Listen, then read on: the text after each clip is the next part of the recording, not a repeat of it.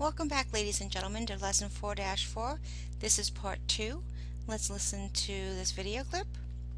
Subtracting is the process of taking away a quantity.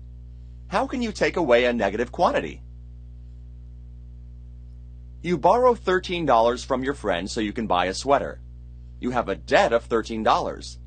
Negative 13 represents your debt. You can take away your debt by paying back $13.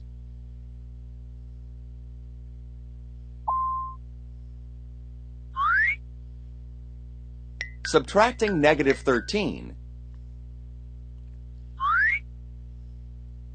is the same as adding the opposite of negative 13.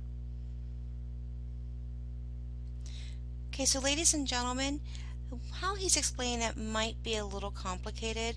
So if you're having trouble with that, think about that little video clip that I had you watch that said minus a negative is plus a positive.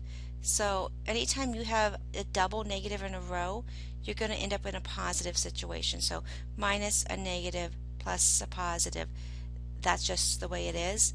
There's really a reason for that, but we'll talk about that a little bit later.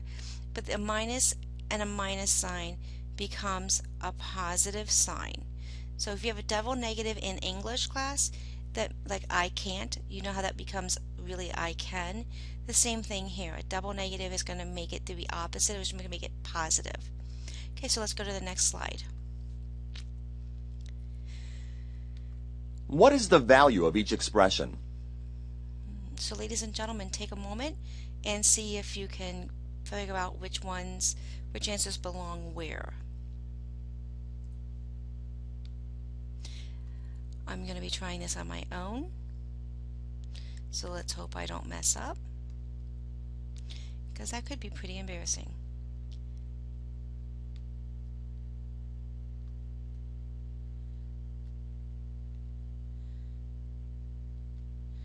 Okay. What I did is anytime I saw a double negative, I said it was a positive.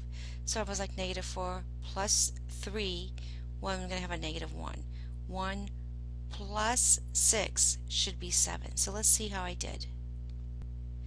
Yay, I got them all right. So make sure you compare my answers to yours. And let's go ahead and move on to the next one, remembering to pause and rewind as you need. Which expressions are equivalent to 4 plus negative 9? Okay, so ladies and gentlemen, 4 plus a negative 9. Which one of these would be the same as this? Okay, go ahead and pause and try. Okay, thank you for coming back. So the expression is the sum of negative 9 and 4. This would be the same because when you're adding, the commutative property of addition says the order does not matter. So it doesn't matter if I say negative 9 plus 4 or 4 plus a negative 9. Since I can also rewrite this as negative 4 minus 9, that is also going to work. Wait, I think I just read this wrong. Yeah, I did not. I was okay. So 4 minus 9 is the same as saying 4 plus a negative 9. And since 4 plus a negative 9 can be written as negative 9 plus 4, they are going to be okay as well. Now, let's look at this one. I have negative 9 minus a negative 4. Well, that's essentially the negative 9 plus 4. So expressions 1, 2, and 3 are each the sum of negative 9 and 4. So all three expressions are actually equivalent to 4 plus a negative 9. So hopefully you can come back up here and see there are 3 different ways of writing actually 4, because we count this one, are very unique ways of writing the exact same problem.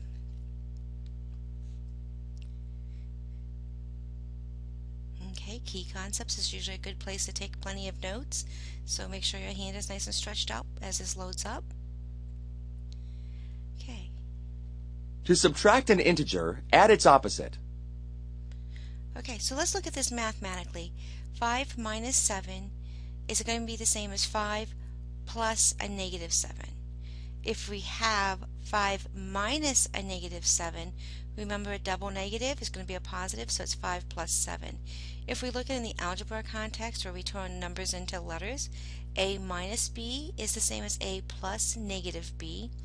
But when I have a double negative, such as this, a minus a negative b, that's going to become a plus b because again the double negatives become b. So make sure you have this down in your notes. And that is the end for Lesson 4.4, Part 2. Thank you very much for listening and taking excellent notes. Any questions you have, please rewind and rewatch and come in class with those questions you have.